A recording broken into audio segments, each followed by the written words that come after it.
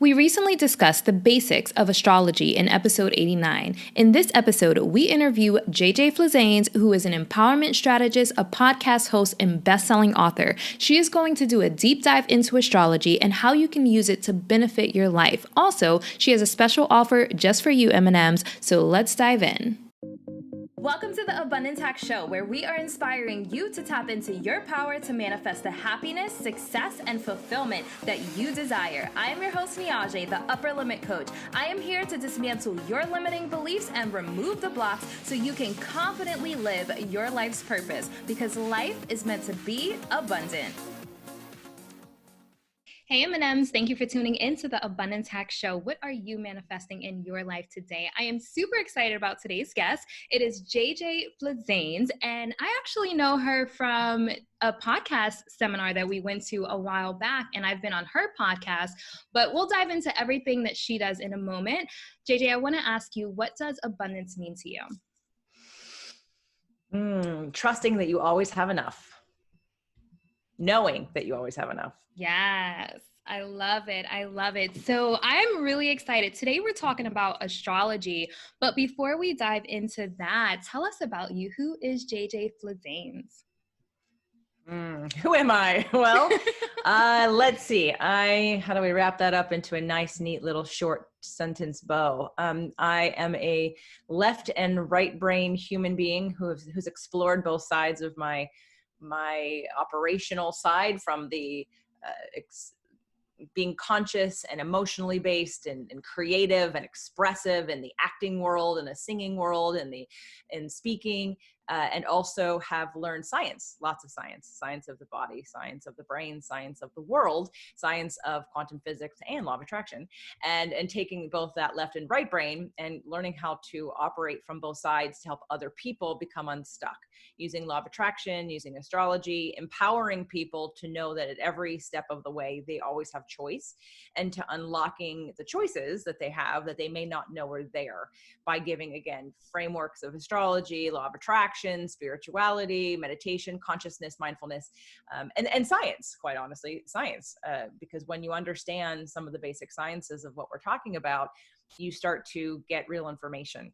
And from there, you can start to make decisions that you trust, versus a lot of people have a lot of assumptions about things and they don't actually research or know the basis from which they have this belief system. It was handed down to them. It's part of society and culture, and they just accept it and they never question it. And so I teach people to question in an excited, passionate, curious kind of way, question why they believe what they do, why they act the way they do, why they think and respond the way they do, and then to take 100% full responsibility for that, both from a soul level as well as from an in this time-space reality level, to see what they can do about it. Because to me, there's only two choices. You're either a victim or you're the victor. And the victim says, I have no control over this. This has just happened to me. And the person who's the victor says, I am the creator of my own reality. Mm-hmm. And even if I've been handed these things, I've somehow created and manifested and incarnated in this lifetime for a purpose, for a reason, which feels a whole heck of a lot better than this is just happening to me. And this must mean I'm something's wrong with me, or that this attracted to me, or that my life has been dealt these bad cards, so to speak. I like to give people all the power, because from that vantage point, you can do something about it. You can feel purposeful, you can make choices, and you can make change. When you're in the victim mentality role, you're just a victim and it feels terrible and you stay there cycling forever. And so I call myself an empowerment strategist for that very reason. I help people empower themselves on every walk of life, from relationships to fitness and health, which is where I started as a personal trainer. So in all that, relationships, and then just life in general, life purpose and law of attraction, just like you. I absolutely love it. So I just want the listeners to know, like, to me, you are like #goals. Like, I feel like, everything you do with your podcast, I had a fitness studio as well. And just where you are in life, like, from my perspective, you're so comfortable with who you are and standing in your truth. And I want to know, like, how did you get to like where you are? So I know everyone has like challenges, but there's so many people searching for their place in the world and searching for who they are and searching for their self-worth. So how did you get just like so comfortable in like who you are, what you stand for? Well, I do the work. So Yes. I'm not a product of some, perfect life, my goodness, from all the mistakes and trials and tribulations of my own life path, and between, family things and and now a divorce, and right. And like changing friends over the years and changing paths and careers, and really just self-exploration. I think I've always just been very curious. How I use astrology. So I'm a Pisces, and Pisces are the last of the signs, which usually means we have a bit of psychic ability. The positive things are the sort of empathy and depth of feeling, depth of allowing things to be and having another kind of consciousness on a higher plane. Some of the downsides of being a Pisces is that Pisces and all water signs can be so emotional that they drown in their emotions, and they feel so deeply that they get stuck in a deep depression because they just don't have any tools to come out of that. And I've incarnated in this lifetime with a lot of Sag in me. So I've got 3 Sag planets, and my moon, which is how you deal with emotions, is my moon is Sag. And so I have always been curious. I mean, even growing up, in church, let's say, my mother and my father were 2 different Christian religions, but yet my mother converted because my dad couldn't, because he had to work. And so she could go to the church and take classes or do what she needed to do. And then through the years, that just sort of stimulated a question of, well, why are we this and they are that? Why does that church do this and we do this? And I would go to different friends' churches, and I would just ask questions because I would think it was interesting. Not because I felt like I was missing anything, but because I didn't understand why the separation. And so I've always just been curious. And I really have been on a life path to search out answers that I've personally had and make sense of the world, make sense of life, and to find what resonates for me. And I can say I've found all the answers that I need like right now to sort of live life in a very comfortable situation where I have tools for everything, pretty much. I have resources for everything, and I feel pretty solid in those tools and resources. So how I've come to be really comfortable in my own skin is because once I was told I was the creator of my own reality by Abraham in 2002. And I really sunk deep. That stopped me in my tracks. And I thought, well, geez, if I'm the creator of my own reality, I get to change it if I don't like it. If I don't have enough money, I can change that. If I don't like my relationships, I can change that. If my health isn't good, I can change that. And I was a personal trainer at the time with a slight life coaching part of that, but really took on law of attraction and the behavioral sciences, not to mention I was an actor. And so what I really love about the acting training that really fits beautifully into how I've kind of come to appreciate my journey is that as an actor or actress, if you're in a good acting class, you are taught to look through someone else's eyes, and you are embodying a character who isn't you. Someone who lives in a different time-space reality, someone with a different background, maybe a different religion, maybe a different belief system, obviously different siblings, different circumstances. And all of a sudden you are asked to look at life from a different point of view. Mm-hmm. And I think that there is so much value in that.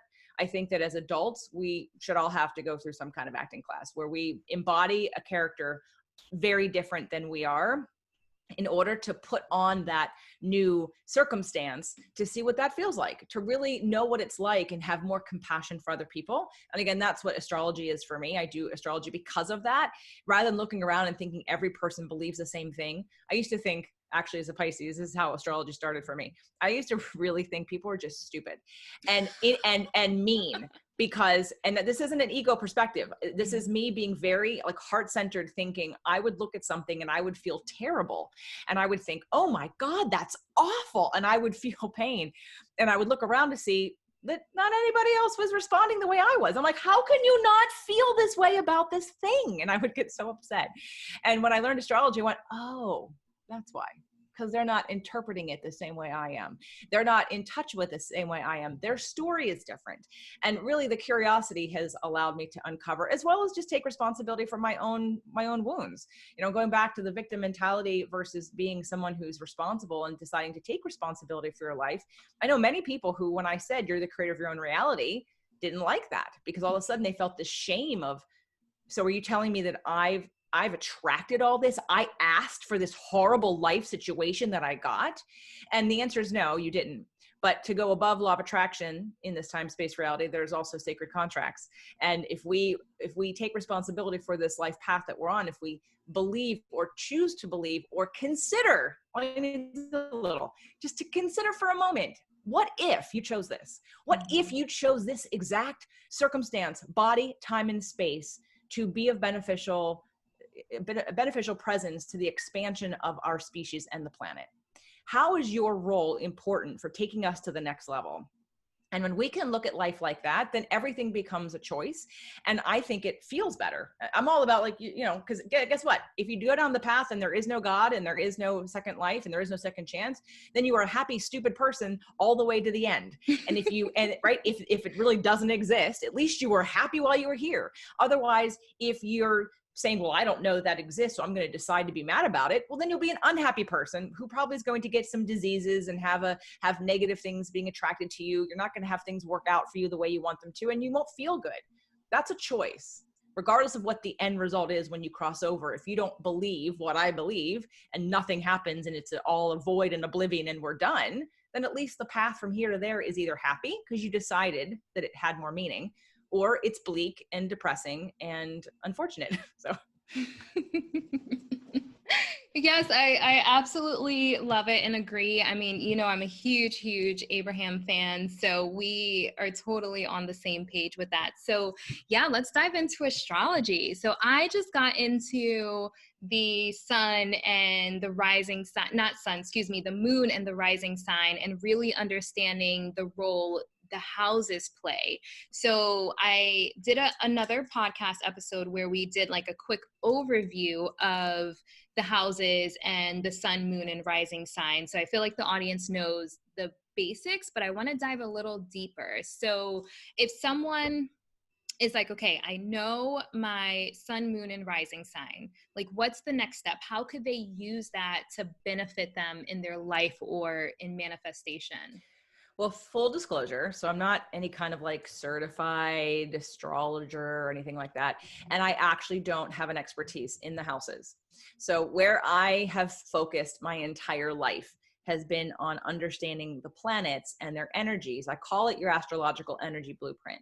And I even signed up a new client yesterday, and I could tell that he's only started listening to the show. And I just said, so I go, you don't have to believe it. I go, but is it okay with you if I ask you some questions about your birth time so I can do your astrology chart? And he said, it's fine. He's like, I don't know really too much about it. He's a Jesus Christ of Latter-day Saints. He believes in God. And and so I have to toe the line sometimes. And I said, well, I'm not asking you to believe anything. Why I use it is because I want to see how to better coach you, how to better work with you because of how you'll receive information and actions and activities that are in your comfort zone to start, things that are natural for you, not things so outside of your comfort zone that you're going to have resistance to it, at the get-go, which means we're not going to get much progress. So for me, I've always looked at, and it just started with the sun. When I was in college, my roommate at the time, she's a Pisces as well. And she has an Aries moon and I have a Sag moon. So we were very alike in those ways. And I had a boyfriend that I was dating at the time who actually thought I was going to marry. And he was sort of off working a job. And I came back to visit, and I don't remember why he wasn't there, but I came back, and one of my friends from the gym, because I was working in the gym, decided to come hang out with my roommate at the time and her then boyfriend, who is now her husband. And so there's now the husband now, right? He's a Taurus, and my Pisces friend and I, who are roommates, the friend who came, he was a Scorpio. And it was a very interesting dynamic because my roommate was totally in love with her boyfriend, of course, now has 4 kids and been married for, I think, 20 years, right? So there wasn't any like issue in that relationship, but we all went to the movies, and how we were sitting, like she and I were both leaning in to my friend who was a Scorpio. And I knew that Pisces Scorpio was a good combination, but like I just watched the dynamic. And then when we got back to the apartment, to the house, her boyfriend went to bed, and the 3 of us stayed up talking and giggling and probably had maybe a little bit of champagne. I don't remember. We were just having like a great time, and the energy was really interesting. And then when he left, I thought, wow, okay, that there was like, in the morning, she said to me, I could see how he'd be a problem for your relationship if you were still here. And I thought, yeah, just based on this chemistry, that wasn't even, it was just chemistry, and it was felt between all of us. So that kind of started the path of learning about sun signs. And then from sun signs, because that's just one placement, that's like chocolate cake, right? You can have 10 chocolate cakes. They're not all the same. They're all going to be very different. They're going to use different flours. They're going to use different fat sources. They're going to have eggs, and then they're not going to have eggs. They're going to be vegan or gluten-free. They're going to, right? So they're going to have vanilla or not have vanilla. They're going to have dark chocolate versus milk chocolate. I mean, there's so many options for a chocolate cake. And so the sun is not enough information. And that's where people don't really listen to astrology, because they go and they read their horoscope for the day, and it's some general BS that they're like, I don't know, this could be for anybody, right? Yeah. So so I don't even really do those either. Mm-hmm. So the moon is how you deal with your emotions. And you said you're a Capricorn. And what is your moon again? My moon is Cancer. Okay, so that's where your feeling place comes in. That's where you're being in touch with your emotions, being really in touch with your emotions comes in. Cancers are emotional, right? Very, and Cancers often can be slightly victimized because they're the first of the water signs. And so I have a whole astrology course, but how it starts out is teaching this basic 101 course on how I use astrology. And while astrology is a circle, it really should be a straight line, because the straight line is that we start with an infant, which is Aries. They're the first, they're April, and they start the whole astrological, evolution, and Pisces is at the end. And so every sign is the sign before them, their good and their bad things. So as we move from Aries to Taurus, Taurus literally has traits of Aries plus new ones for Taurus. Gemini is next, and Gemini has Aries and Taurus, which is why Gemini are the twins, because they don't know if they should be Aries or Taurus, right? But there are new signs, and there are 4 elements. The elements are fire, air, earth, and water.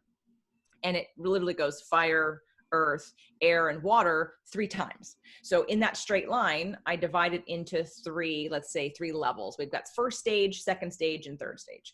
The first stage are the least developed of the signs. So the least developed the infant of the signs is Aries. The toddler of the signs is the Taurus, which is the first earth sign. Cancer is the first water sign, but that's not yet. Gemini is before Cancer. Gemini is the first air sign, and then Cancer. So Cancer is the least developed water sign. So what that just means basically is it's, again, in the evolution of from infant to wise one, old sage, right? Maybe you're a little bit beyond a toddler. You're kind of almost teenager, right? So it just means you're in teenager stage. So it means everything that happens you think is real. Everything that you think, everything you feel, you think automatically, well, that must be what really happened. I was hurt and I wasn't before. It must be your fault, right? So it's just not having the same layers to process as someone on a second or third stage of these different elements. Does that make sense? Mm-hmm. So now your Capricorn is the last stage, right? So you are number 10. You are the 10th sign, which means you have all 9 before you, all their good stuff, all their bad stuff. And you are the last earth sign. You are the most evolved earth sign when it comes to Capricorn. So anyways, this is just stuff to take into consideration why, my brother's an Aries, and I swear to God, it's literally his first time on the planet ever. He is where I'm a super old soul. He's a brand new soul, and it has its benefits and challenges. And the benefit is sort of the bright-eyed, bushy-tailed, high life, right? It's total infant. The downside is the layers of processing that aren't there that then make life harder when you don't understand what to do, because everything you think you see and feel, you make it a reality. We're not in the consciousness yet of recognizing that just because I have a thought or an interpretation doesn't mean it's real. It just means it's my projection of what's going on inside of me. So I really just focus on, so let's talk about what's next. So your moon sign is a really important one to understand how you deal with emotion. And let's see, in my last relationship, his moon was Libra. And air and fire are fine. My fire Sag. Libras have a challenge sometimes on all placements because while they're super fair, and you want to have a Libra be a mediator for you. You want a Libra to be a lawyer for you. You want a lawyer that's mediating. Not if you want to win, that's a different story. And I'm not saying Libras can't win. Let me back that up. No one get mad at me. I'm sorry. But Libras, because they're about the scales and balance, they often find themselves being able to argue both sides of any point, which then leaves them they're ambivalent. They don't know what to do. They can't make a decision. They get stuck. And so when you're dealing with being stuck in your feelings, because so air is about thinking. Air is thoughts and ideas. So let's go back over what each element means. So the fire signs are about action, movement, doing something, focused. Just think of a blowtorch, right? And then we have earth, which is about stability. And think about it, earth doesn't move. Earth is very stable. You as a Capricorn are very focused on creating stability and creating, whether it be financial stability as well as physical stability. There is a stability piece to feeling secure and safe, trusting and happy. And for a lot of earth signs, a lot of times it is financial. Whereas other signs, it's not necessarily financial. It's whether about, family or being free. A lot of air signs need freedom. A lot of fire signs need freedom. A lot of water signs need connection. They want those deep relationships. That's what's more important to them than stability, because stability in some ways is an illusion. But nonetheless, we still have earth, which is a real earth doesn't move. Then we go, so that's about stability and structure. Also, earth signs are about structure and creating structures, really good at that, and systems.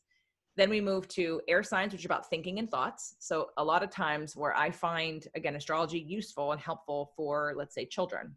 I've got a next client whose daughter is a Gemini. She was labeled as ADD. Now, this kid eats crap.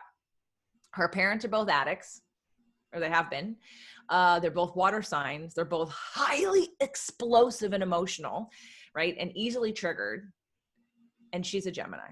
So let's look at that. Do we think she's ADD, or do we think that she's an air sign trying to combat being in an unsafe, unstable, very highly volatile environment? So she stays in her head, which keeps her out of her body, because if she's in her body, she might feel unsafe, right? So again, this is, people that are like Geminis or that are called ADD, I'm like, is it really ADD? Or is it you have all this air sign that you haven't learned how to balance because you don't understand this energy that you are, that makes up who you are. And so air signs are very much about like spinning in their heads and looking and thinking and creating, but they're not necessarily always really good at doing. They're good at thinking, but not good at either expressing and feeling their emotions or taking action or grounding themselves. So this is where, to have a balance, we want to know what makes up our chart so that we can see where we're out of balance. For years, I'm very gray. I've got all that Sag and Pisces. I've got some Aquarius. And I had an ex-boyfriend who we broke up, and then we got back together, but I didn't know if we were together. It was one of those situations where you never had the conversation. And I didn't know, like, are we exclusive or are we not? Or maybe I asked him and he wouldn't, he was a Pisces too, with a Taurus moon. He wouldn't give me a yes or no. He wouldn't give me yes or no. And I was so impatient. I watched myself get crazy. And I thought it was like, not like me. I'd never been like this. I'm like, why is this making me nuts? I just want him to tell me, are we together or are we not together? Regardless of whether we spend time together or hang out or whatever, are we exclusive or are we not? And he wouldn't. And I was so impatient. I finally had to go back to my chart, and my Venus, how you deal with love, was in Aries. I was like, oh, it's the only planet that I have in that first stage. It's the least developed of all signs. It's Aries. Aries is super impatient. Like Aries are like, yes, no, right, wrong, black, white, left, right. Like it's all there's no third choice. I'm sorry. I had like several Aries clients, and I would say, okay, tell me how hard this is on a scale of 1 to 10. That would like zap their brain. They'd be like, I don't understand. I'm like, on a scale of 1 to 10, I don't know how to gauge that. I said, is it easy, medium, or hard? And they were like, okay, it's easy. I'm like, okay, thank you. Right. I had to dumb it down. Too many choices. It's either 1 or 2. So when I realized that about myself, my Venus is in Aries, I then went, oh, okay, now I know what to do about it. But before that, or being a Pisces, you asked, how am I so comfortable in my skin? I wasn't for a long time. I was a really great victim and a really great people pleaser, right? And I thought I was here's the A+ victim I was in high school. I remember thinking, I would tell my friends when they upset me. Okay, here's how, like, feeler Pisces, emotional communicator. I would say, you hurt my feelings, and this is what you did, so don't ever do it again. Right. And I was like, literally, like, I could have had the flag for like best communicating victim. But not really, right? Because I'm blaming them for how I feel. And in time, because I would get like the gut punch. I would feel hurt. I would feel like someone hurt me. Not often, but enough that I didn't know how to come out of that. And finally, when I said, okay, what am I going to do about this? Because this isn't going to work for me. I'm a Pisces. This may never change. I may forever, always feel that initial gut punch if I get my feelings hurt. So what do I do about that? And so I made peace with it. And I said, well, maybe I can't control or influence the very first second, but I absolutely have control over what I do next. What do I tell myself? How do I interpret this? What story am I telling? And the minute I took my power back in that way, and I made peace with, if I get gut punched, that's fine. I'm going to take a beat. And then the next thing I do is going to not react, but to tell the story that I want to have told. And all of a sudden it stopped happening. Like, I think someone asked me once, well, don't you get your feelings hurt? And I thought, no, I don't. I really don't. Now, that's not always the case. It's just not as dramatic, right? Like, I may have something that bothers me, but I used to literally physically get a gut punch that was like, oh, you'll never hear me say, you hurt my feelings. It's not in my vocabulary. It's not in my belief system. I do not believe that anyone can hurt your feelings. Do I believe people do stupid things that they don't mean to, yes, but the wound is in me. And so again, part of astrology is to find out, how am I connecting energetically with these parts of me?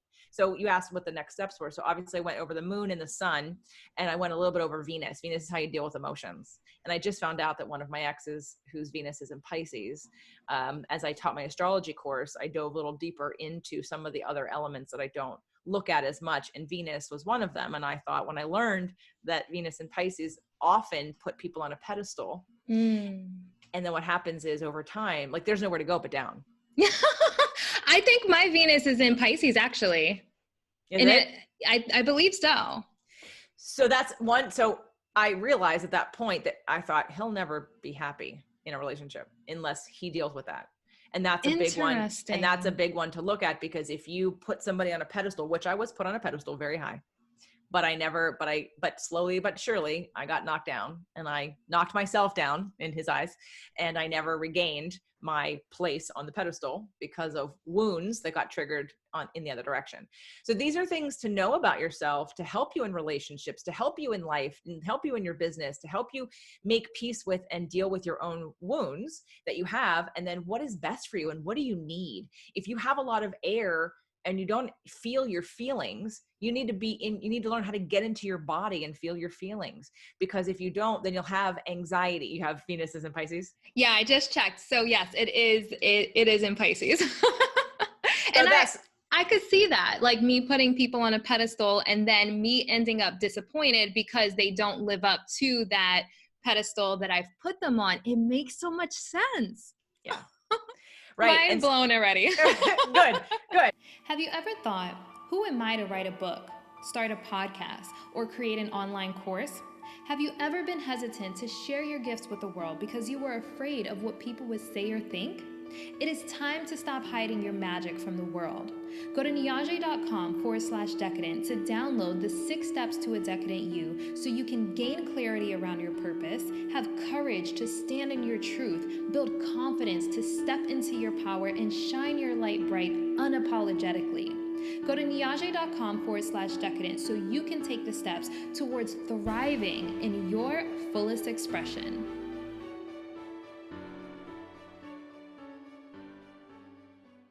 Mercury is communication. And Mercury was a big one for me when I really learned about Mercury.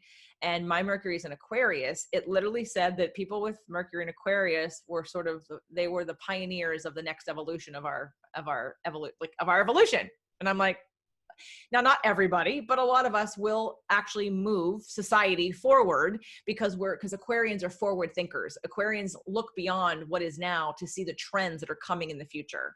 And so because Mercury, I knew it was communication, but before I really knew much about it a couple of years ago, when I read that, it grounded me in a responsibility of, I've always thought these things, but sometimes because I'm afraid of being judged or being called I have a big ego or whatever, like, I don't tell anybody. It wasn't until I worked with a healer one time. I mean, she's a friend now and I've worked with her often, but the first session, she literally said everything I ever thought about myself in a positive way, in a reinforcement way, that I would never dare tell other people, because I thought they'll judge me and say, who do you think you are? Why do you think you're like that? Like, how dare you?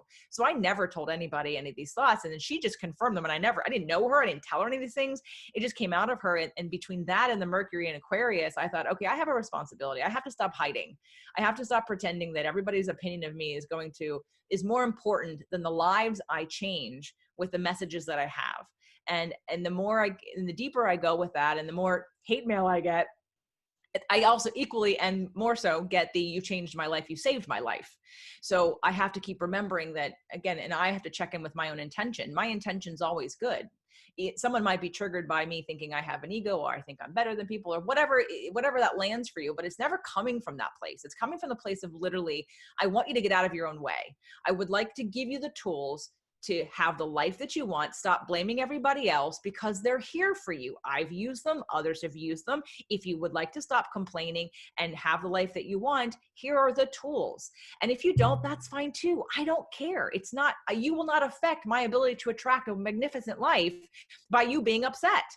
But it isn't, again, it isn't that I don't care. If I didn't care, I wouldn't do it, right? You and I both pay to produce our own podcasts. I've been doing this for 6 years. I care deeply about wanting to make change and affect change, but I can't control how people receive that information. So, it is a growth. It's an upper limit that we have to continue to allow us to receive more joy, abundance, success, and love. At the same time, deal with any wounds that come up for us. So what is your Mercury? My Mercury is Sagittarius. Okay, so there's the truth seeker, right? So now you are very attuned to what you are looking for is truth, and that's why, again, my triple Sag, we're truth seekers. And by truth, there's never an end point. Like for Capricorn, there may be the top of the mountain, and that's going to be different for every person. It may be a certain amount of money, it may be a title, it may be stuff, it may be checking all the boxes on something that's important to you that makes you like you've got it, you've arrived. But for Sagittarians, there is no top. It is like continuing to uncover the next thing and the next thing and the next thing, but not in a truth-seeking way. Well, at least isn't for me at this point. For some people, maybe in the beginning, maybe it's trying to find the answers so that you can make sense of life, so that you feel centered and calm, that you understand what's going on, but still from a layer of trust. So Sagittarians, but that's how you communicate. So you're all about communicating what you think the highest level of truth is for you in every moment. Sounds accurate to me. So that's a good thing. Now the downside is that sometimes Sagittarians, and I can take, responsibility for this too, even though I'm a Pisces with a lot of Sagittarians can be blunt. Because we see it as truth, because we see it as just fact, like it's just a fact. Like law of attraction, people, is a fact, and it's not a belief system. It's literally physics. It's quantum physics, and it's provable over and over again. But if you want to think it's a spiritual belief and you don't want to take responsibility for what you're attracting into your life, right? Like the Sagittarians can get really blunt. So you have the ability to be blunt in your communication about truth without necessarily thinking about how it lands on someone else. That doesn't mean you're being irresponsible. It just means it's, again, sort of a innocent, hey, I learned this thing. Like an ex-partner of mine, his grandmother was a Sagittarius, or is a Sagittarius, and she would often say things like, oh, have you gained weight? things like the average person would say. Maybe you don't want to say that because it's not positive, right? So that's kind of the bluntness at Sagittarius, because they just see it as fact. Yeah. Well, you know, from the Facebook Live and the interview that we did, that is how I am. And some people think that I lack compassion, or there was or empathy, but I'm like, no, I'm extremely compassionate, and I do practice empathy, but just not in a way that some people think I should. So there's different levels, but yeah, I 100% agree with that. Well, it's the difference of someone's Mercury being in Cancer or being in Pisces, where they're like, no, just give it to me softer. You have to use your words to caress me. Don't laser through me. And Sages are very much, no, I'm going to give you the truth. Let's stop, pissing around here and like, and like, let everything else go. Cause here's the truth. And let me give it to you right now, versus a Cancer who wouldn't actually be concerned as much about truth. They'd be concerned about nurturing. So someone whose Mercury is in Cancer would find the use of their words, probably words of affirmation. They probably offer touch. They're probably very all about the nurturing of their words to help somebody feel more love. And that's just not your intention nor mine. I mean, Aquarians are definitely not necessarily touchy-feely people in Mercury. It's about the communication. And the other thing is Aquarians are very wordy, sometimes too wordy, but they love to talk, which is, I'm in the right place of communication when I have Aquarius in my Mercury. So the next planet that is of something to notice is your Mars. And your Mars is sort of that rebel. It's what's been coming up for me in this time space with like, the Pisces and Sagittarius of me go, can't change mass consciousness. Just shut up. Just be the light for those that are interested, and talk to the ones that are asking, and leave everybody else alone. But then there are parts of me, the Aries in my Mars, that goes, oh, no. We're going to fight. We're going to stand up for something because now it's time, versus before it wasn't necessarily time. Actually, no, I don't think I take that back. My Mars is in Aquarius. My Mars is not in Aries. But my Aries in my Venus, and then the Sag parts of me are telling me to act. So the Aquarius, which is why I'm not, if someone's Mars was in Aries, they're the fighters. They're the ones who are out there. I think Dr. Northrup's rising sign, maybe her Mars is in Aries, and she's on the front lines now, like, in the fight for our rights to choose what we put in our bodies, the rights to not have things injected into us, the rights of, medical responsibility and reporting, and not all this garbage BS that happens in the medical system that most people don't realize because they're not in it. I've been involved in functional medicine for 20 years. So I've known the roles that people play in education and pharmaceutical, in corruption, quite honestly, of what, like, we already have cures for cancer, people. We already have them. We don't need chemotherapy. We have cures for cancer, but it doesn't make anybody any money. So they're not allowed to exist. And, people don't really understand the politics of their medical system. But as I digress, what is your Mars? So my Mars and Venus are both in Pisces. Okay. So yeah, so Pisces, yep, Mars and Venus. Well, it would make sense that you've been doing sound baths as your action. Okay, the world needs help. I'm gonna do a sound bath, right? Like I'm gonna do what feels vibrationally good. Speaking of which, only because I had this for my class last night. I love it. Yeah, right. So that's such an applicable use of your, like, what action do I take to help bring more peace and more love? I'm going to do sound bath. I'm going to use my bowls and do singing bowls and get your vibrations up in a physical way, but feels good. So that's pretty perfect. I love that. It's, I was just thinking that, like, if we really dive into this, like, literally everything's in our chart. Everything's in our chart. When I discovered sound bowls and I did my first sound bath, like, something in me changed, but it's because it was like already there. It's in my chart. So I'm so fascinated by this. Well, thank you. I've often been asked, like, I haven't done a show on the Enneagram, and I haven't done human design, even though I'm more interested in human design than Enneagram. And the reason is because every time I go, like, this is why I know I've kind of hit the max of, I've answered the questions and I have the tools I need. Now, I'm always interested in learning about new tools, whether I use them or not, it's a different story, but I don't feel like I need any. Like, there's nothing I'm like, oh, what, I need a tool for this. Because I look at Enneagram and I say, yeah, I can tell you that in astrology. Or it just dumbs it down for people to 12 instead of all these different layers. And I like the complexity that astrology offers me. Same thing with human design, different system, interesting system. I will eventually do something, but it's not the right time yet. Because again, astrology answers all of this for me. I look at someone's chart and I do readings. My very first live event in 2011, after I published Fit to Love, I had, 20, 30 people in the room, women. And it was one of those interesting, like, I had my itinerary of what we're going to talk about. And somebody asked about relationships, and she was a Capricorn. And I remember saying, well, because you're a Capricorn, blah, blah, blah, blah, something about astrology. And then she went, I'm sorry, wait, go on. What more about that? And I was like, about what? Oh, about astrology in relationships. I was like, oh, well, whatever. And all of a sudden, everyone's now interested in asking me questions about astrology, which was not on my itinerary. I spent probably an hour and I said, guys, I have to move on. This is not part of the program. I said, if you want me to do read your chart, like, go to astro.com, print it up, bring it to me tomorrow at lunchtime, and I'll take a look and I'll do a quick little reading. Everybody showed up with their charts over lunchtime. I did not eat. And I continued to go through, and, you know, people who, they were just amazed at, I don't know you, and I'm going to read your chart and I'm going to give you a little overview of what you probably are like. And they're like, and then I ask, is that accurate? Yep, that's pretty much me. I'm like, okay.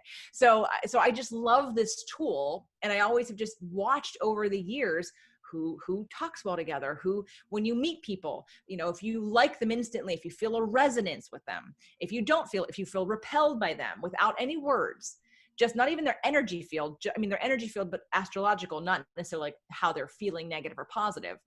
So I've just been fascinated. I've been curious, and it's been 22, 23, 24 years that I've been, you know, continuing to sort of ask questions and watch behavioral patterns. The one thing, when I did start doing astrology on the show, I disclaimed I'm not an astrologer, blah, blah, blah. I did have an astrologer listen, and she wrote back to me and she said, good job. She's like, you did great. The only thing that you were off about is the rising sign. So thank you for that astrologer who corrected me 6 years ago, to let me know that the rising sign is actually another very important placement, because it's what you grow into. It's what you grow more into in the second stage of life. So if I have a client right now, she's a Virgo, and she's in that second stage of life. And I believe she's moving into Leo, which to me is like awesome, because it means she has to step out and put herself center stage. She has to learn to claim her power, right? Those are all really fun things to come of how am I unlayering the scared, person who has to be perfect or think everyone needs to think I'm perfect into the, I'm going to beam myself as, you know, I'm going to just accept my power. And so your rising sign is what you grow into. What is your rising sign? My rising sign is Aries. Okay. So we're going to get a little bit, you're going to get even more feisty. Oh, I don't know if the world is ready for that. Well, again, with your Cancer moon to sort of balance it out, right? And bring that love, and the Pisces in Venus and your Mars in Venus, that will help round the edges of the, you know, in your face, Sag and Aries part of you. But so, I mean, Aries are also pioneers. They're usually, because they were first, because they were the first of the signs, there's this, no one's been there, so I'll go there. I'll start it. I'll do it. So there's a lot of benefits to every sign, right? Every sign has pluses and challenges, dark sides and light sides and shadow sides. And it's just really embracing all of it and then working with it so that you're comfortable in your own skin and know who you are. I'm not trying to, you know, I know as a triple Sag that with an Aries and Venus that I am, you know, that some people, my fire will be too much for people. There are some people that will automatically just not like me because I feel too strong. I've been getting that my whole life. Yeah. But it's not because you and I, there's nothing wrong with you and I. It's just how we're built, right? Again, it's that astrological blueprint energetically of how you show up in the world. And there's nothing wrong with it. It's how do you work with it? How do you make peace with it? And then if need be, I had a client once, he was a mortgage broker and he was a Scorpio. And he was super type A, triple type A personality. And I wish I knew now, I knew then what I know now. And he was going to a therapist and he literally said to me, my therapist asked me if I ever shut off. Shut off? What do you mean shut off? I don't know what shut off means. What does shut off mean? And I said, okay, let's take it down a notch. Let me do your chart. And of course he was a Scorpio moon or Scorpio sun with Sag. I'm like, oh, you are a Sag. You got so much fire, you know, and for those people, they need to run. Like anyone who has a lot of fire in you, exercise is not a suggestion, it's a requirement. If you want to live without a large amount of anxiety and kinetic energy that needs an outlet, you have to exercise because you need to move that energy. It needs an outlet, right? Again, so how I program anything I'm doing is looking at their chart and saying, well, who are you? What do you need? What are you prone to? And how can we balance you out and get you moving and get rid of some of the things that don't work for you? So your rising sign is also important. There's one more really big one. You ready for this one? So the one more really big one is called your true node. Now there's a true node is also the north node, and your true node is where you're going, and your south node are your past lives. Now I don't deal with past lives because that's an old story I don't really care to listen to. Right? The Sag part of me wants to keep moving forward, create my reality. You don't drive your car looking in your rearview mirror. So let's keep going forward. If it comes up as something you need to process later, cool. But I don't need to focus on what 10 million past lives I had. It's not gonna matter right now to me. So the North Node, the true node, is why you incarnated in this lifetime. What is your lesson here right now? And there's an entire book written by Jan Spiller called Astrology of the Soul. And I have it on hard copy. I've got it on Kindle and I carry it everywhere that I go, because this is sort of like, if you know going in, here are my life lessons, then it makes learning them easier. If you're like, oh, all the things that I'm not good at that I need to sort of make peace with to make my life better. Oh, like if it's listed out for you, and not all of it's going to resonate, but the chapters are so really specific and dense and long and complex for each sign.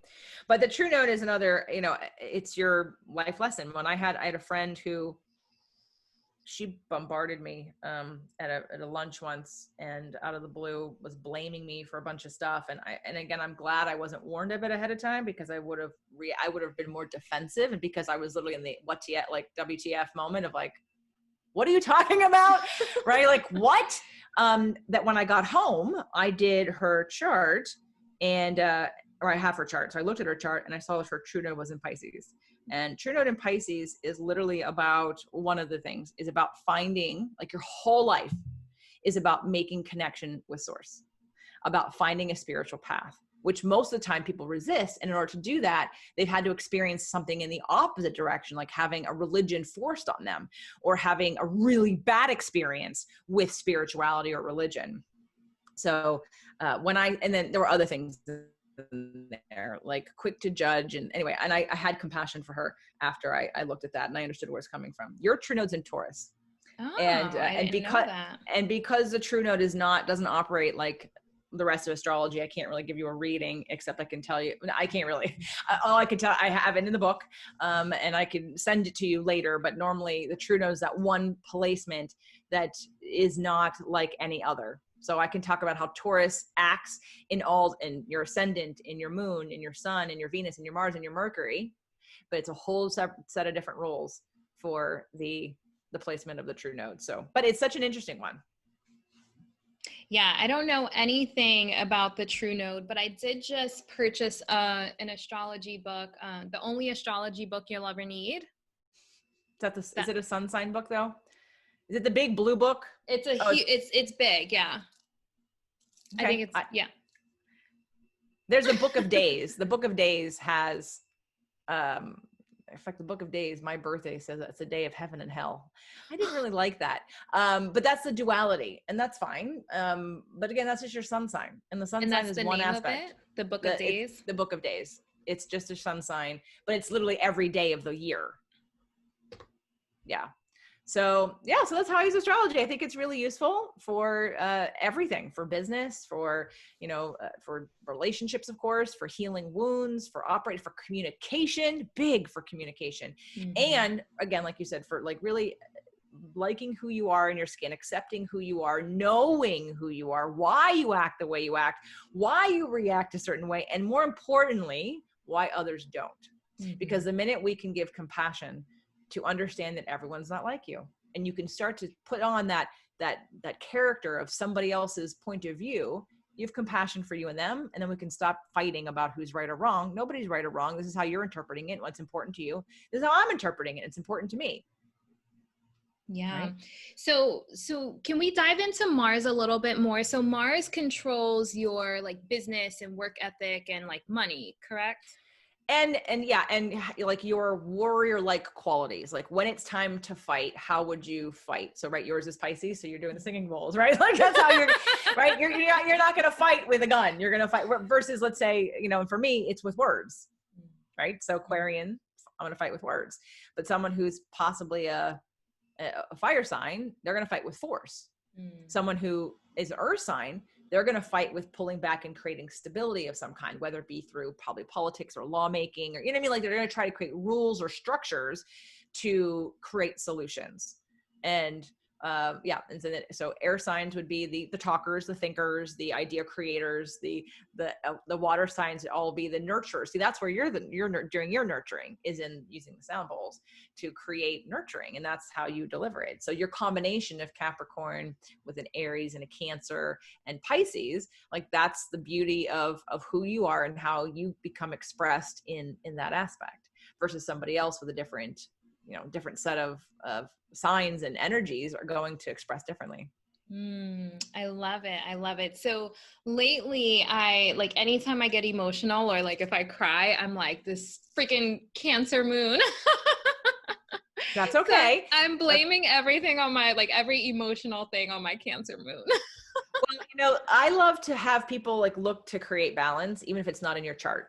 But because even if it's in your chart doesn't mean you're balanced, because you could be someone who pulls in a direction of addictive behaviors of numbing. I mean, everybody does it, but you want to see, how do you do it? Are you someone that's in your head all the time? Are you someone who has so much water and you're not imbalanced water aspect wise, right? But you also need an outlet.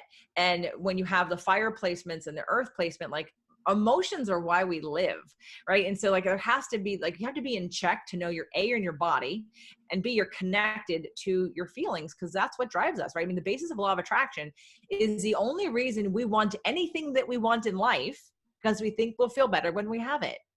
We think we'll feel better. Literally, life is about trying to feel better all the time, every day, through many different actions. So if we're always trying to feel better and feel, that we have to make sure our feelers work. And too many people numb through technology, shopping, sex, workaholism. Oh my God, workaholism, food, alcohol and other drug addictions, just in avoidance. And so they're actually not allowing their feelings to be expressed, because we need them to be released in order to create a container of receiving. And those are that's our guidance system, as you know, right? Our feelings are our guidance system. And it doesn't mean that our feelings are created from someone else necessarily, but it means that it's our way to tell us we're out of alignment, we're off track, we're focused on something that doesn't bring us joy, we're focused on something that's disconnected from who we really are. Mm-hmm. And then that's how we can get back on. So bless the guidance system, even though sometimes it makes you want to cry, to say, hey, this is part of life. This is why I'm here, to express and to be guided into things that bring joy and expansion to me and the rest of the world.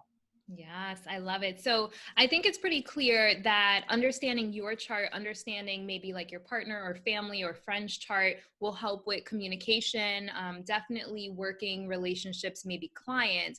But how would you say astrology affects manifestation? So manifestation is about being in receiving mode. And receiving mode has a few components. One, you need to be in alignment with who you are and feel good. Two, you have to be trusting and surrender. And a lot of times that's a really hard thing for people to do.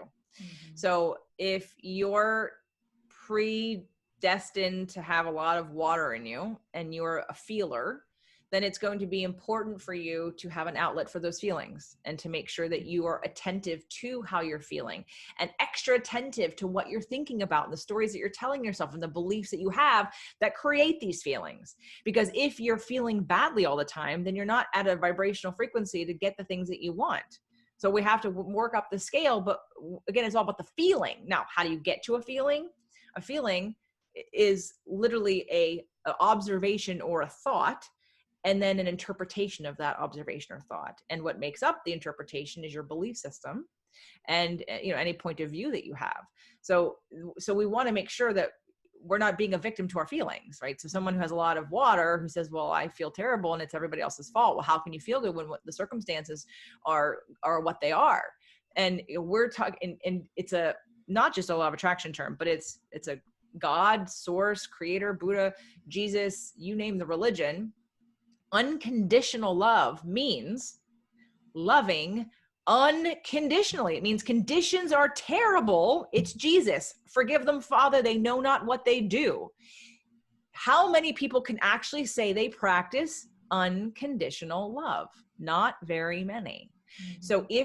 So it becomes this idea of, how am I happy? How am I loving under every circumstance? And that's the work for everyone, is being able to stretch yourself, to heal your wounds, to have compassion, to change your point of view, to be able to be in love. I mean, that was my last relationship, was literally a master's degree on how to be Jesus. Not that I'm Jesus, but be like Jesus in a complete compassion to no matter what came down the pipeline, being able to like disconnect in a non-loving way, but in a very compassionate way to say, I forgive you for all of this because of the life that you've lived. And I understand that this must be really hard, even though it's not good for me and I don't like it. It doesn't matter because this is your reality and I have compassion and love for your reality. And it's literally a practice. And I think it's one of the reasons why we're here, to ascend and to transcend and to expand what is now. And it isn't going to be through what I think is like the down here conversation of, again, for me, the rules, the this and the that. I mean, that's a place to start for some people because earth signs are going to want that to feel secure, to feel safer. Fire signs are going to want to take action so they feel on purpose and in alignment with their energies. Air signs are going to want to manifest their visions of what can be possible. But ultimately, it's just all to search out a feeling, which is to feel better and to give love to yourself and others under every circumstance, unconditionally. So in terms of manifestation, astrology helps you to understand you. When you understand you, you know how to you know how to master your system better.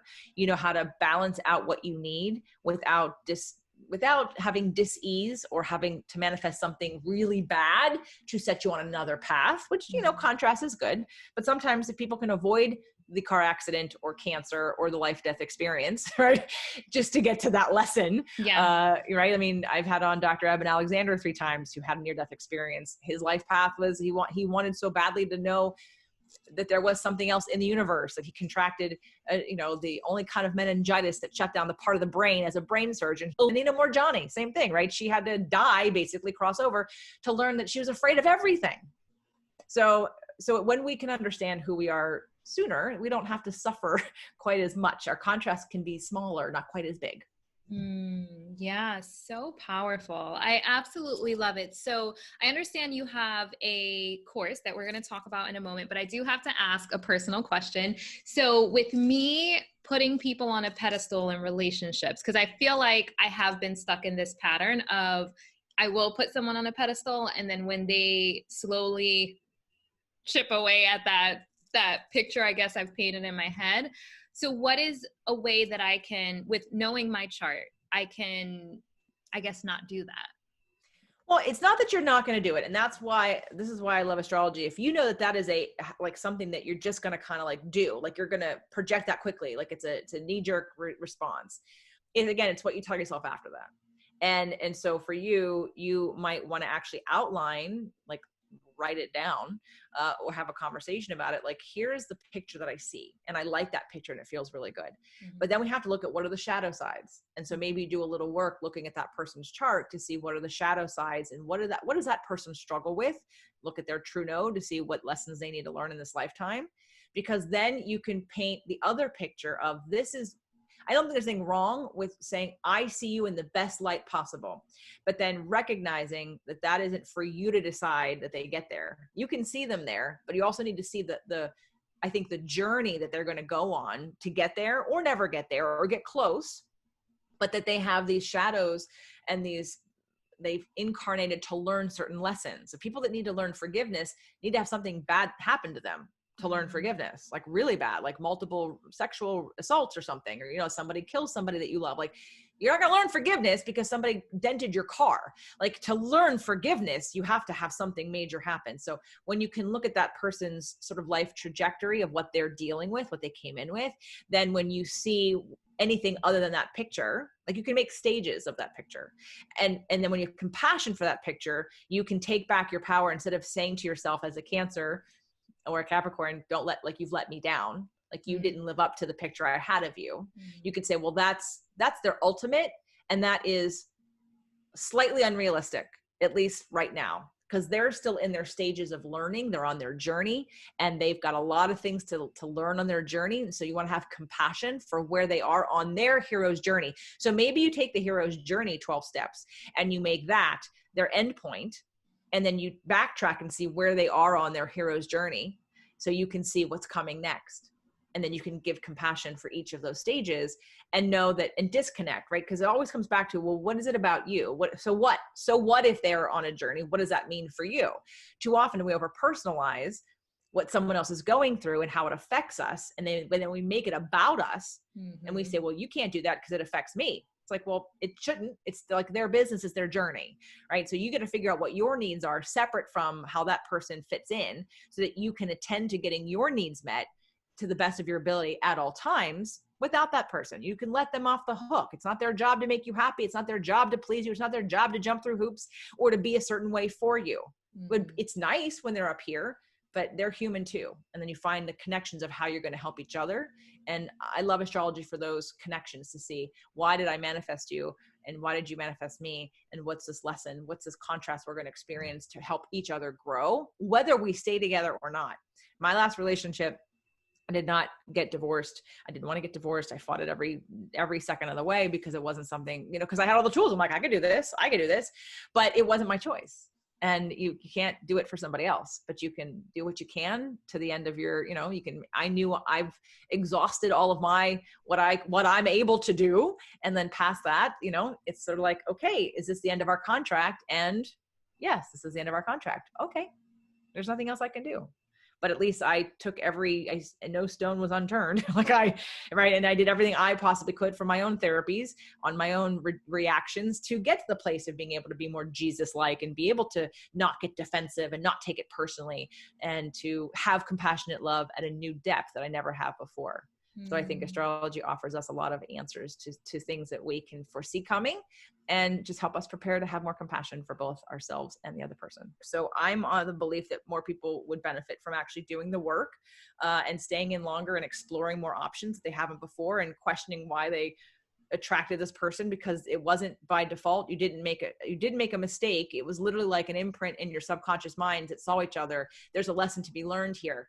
You're healing each other if you give yourself the opportunity. But there does come a point in which the gap becomes too wide, when someone is not interested in some of the same things, and you never were really going to be, healing at the same rate, or they're just not interested at all. They want to stay in addictive patterns. That you would say it's time to walk away. But that again becomes on a personal issue, person to person. You have to be in check with who you are. Are you doing everything? What is right for you? And what's the end point for you? And because lessons will be repeated until learned. If you do not learn your lesson in your relationship, and you just think, oh, well, it's too hard now, I'm going to move on to another relationship, let me tell you, it will come back. I promise 100% the lessons will come back unless you learn them. And again, there are tools for that. I've got tools for all of this. You'll learn, there's an easy way to see what your core wounds are that come out in your relationship choices, and then how they manifest in life, and then if you've healed them or not. And there are ways along the way. I eventually will record a show called Roadmap to Healing.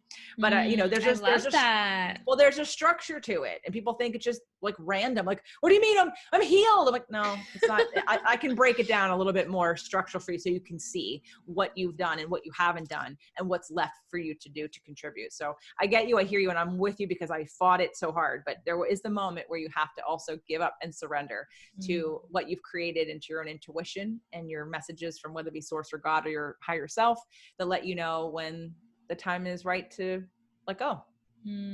So powerful. Okay, so tell us about your astrology course.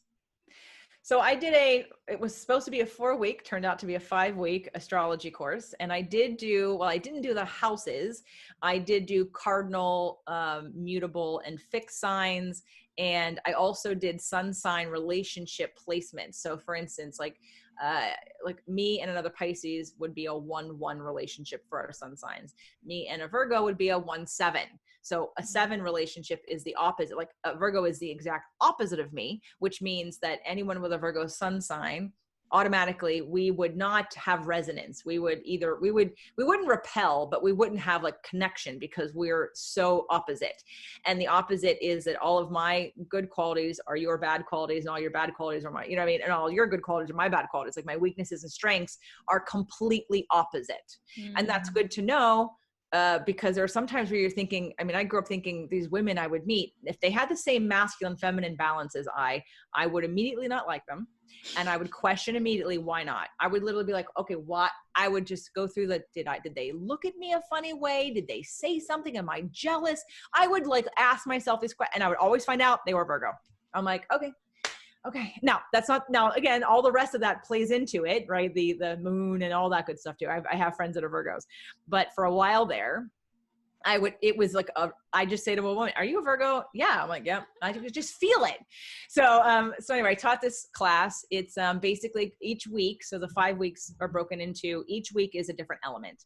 So the first week is fire, and it's how fire signs, and you do your course first, you do your chart and you print it up. There's also an astrology 101 course at the beginning of it. And you basically, look at your chart, and then I go over every single sign and every single placement. So the first week is a 101. Then you do your fire sign, then earth signs, then air signs, then water signs. And then the last bonus week is looking at how sun sign relationship placements affect your relationships. Some are teachers. Like the 212, I believe there's always one of them is a teacher and one of them is a student.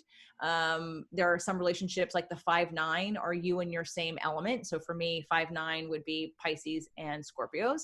And Pisces and Scorpios, there is a resonance because we're all water. So, the minute you meet another water sign, you feel easy. It feels the same. It kind of flows. It naturally comes together. So for you, 5-9 would be Taurus and Virgos and other Capricorns. So anyway, so that's the last sign, and or that's the last class. And it's literally just to give you, again, I tell people, I have one of my clients, she literally made a spreadsheet of everyone she knows, and she checked and she's gotten so good at it that she's actually guessing now. She's guessing people's placements and she's checking her chart. She's like, yep, I saw that, right? Because it's how it gets expressed. So having compassion, because she's a mom and she's a wife, and how do I talk to my kids differently? Because one's a Leo and I forget what the other one is, right? Or my husband, and how do I express love and communicate with them differently to make sure that they feel my love for them, or that they feel whatever that they need. So that's what the course is about. It's a right now it's a do-it-yourself home study course where you just watch the videos, take your notes, and have a lot more information to help change your relationships and the way that you see the world. Oh, wow. I absolutely love it. So if you have interest in her course, we are doing a special for the listeners, correct? Yes. Yes. So you can go to niajae.com/astrology. So niajae.com/astrology. And you can click the button and it'll take you directly to her course. So I'm super intrigued. And I mean, obviously, the little bit that I know so far, it makes so much sense. And I'm just like, if I knew this earlier, I could have adjusted in so many situations. But, obviously, part of our journey is learning these things along the way. So I'm so intrigued and I want to learn more. I have to look up my true node because I don't know anything about that right now. So yeah, I'm super intrigued. Again, if you have interest in her course, go to niajae.com/astrology and there will be a link there for that. So where else besides your course, where can people find you online? Well, my most popular podcast is called Spirit, Purpose, and Energy. And if you're listening to this on a podcast, love you to come check out Spirit, Purpose, and Energy. I have many other shows, but that's my flagship show now. Otherwise, jjflizanes.com. Awesome. So I will definitely have those in the show notes. And thank you so much. This has been so informative. And I love everything that you're doing. I love everything that you're about, everything you stand for. We speak the same language. So I know that you understand my bluntness. So yeah, I love everything you're doing. Thank you so much for coming on the show today. Well, thank you for having me, Niajae. I know that a lot of my listeners also follow you now that you were on my show. So it's great that we can help each other spread words of truth and law of attraction and hopefully hope and clarity to people that are ready for it and want to take back their power and live the life that they want. Yes, yes. I love it. All right, M&Ms, until next time, be decadent. Thank you for tuning in to the Abundance Hack Show. I would love to hear from you. Leave your comments and questions, and don't forget to subscribe so you don't miss any of our yummy episodes. Every time you leave a 5-star rating or review, I do my happy dance.